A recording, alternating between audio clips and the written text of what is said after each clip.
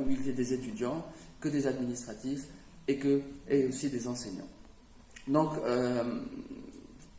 réellement, beaucoup de points de convergence, beaucoup de points d'intersection, une complémentarité, un domaine qui nous lie fortement par la force des choses, qui est le domaine médical. Donc nous allons voir ce que nous pouvons ensemble faire avec cela, parce qu'il y a, et Monsieur l'ambassadeur a organisé l'association des anciens de Roumanie.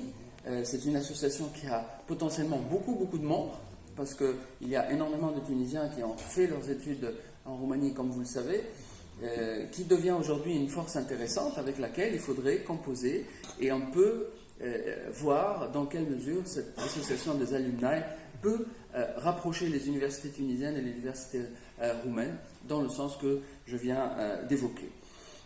Donc, bien entendu, je pense que nous allons avoir beaucoup plus d'étudiants tout à l'heure, parce que recevoir beaucoup d'étudiants avant 10 heures, c'est toujours compliqué. Donc après, il y aura un nombre plus important dans les stands. C'est un petit peu le message qu'on va ensemble délivrer, aussi bien la délégation tunisienne que la délégation roumaine. Un rapprochement certain.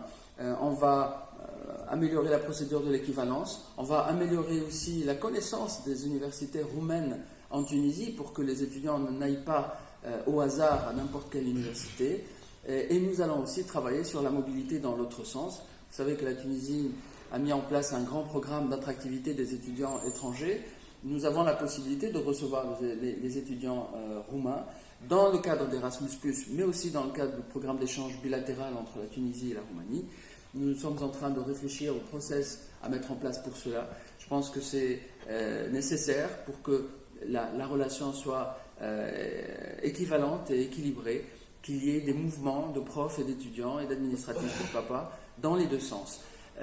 Et encore une fois, la langue française est une langue, je dirais, naturelle chez nous, mais qui est aussi très présente en Roumanie.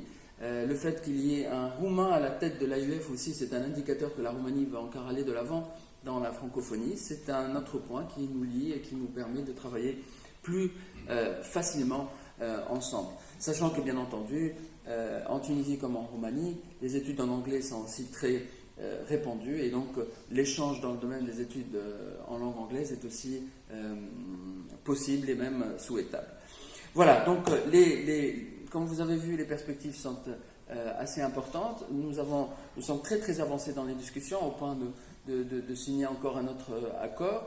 Nous avons aussi, j'ai oublié de le rappeler hier, on en a parlé,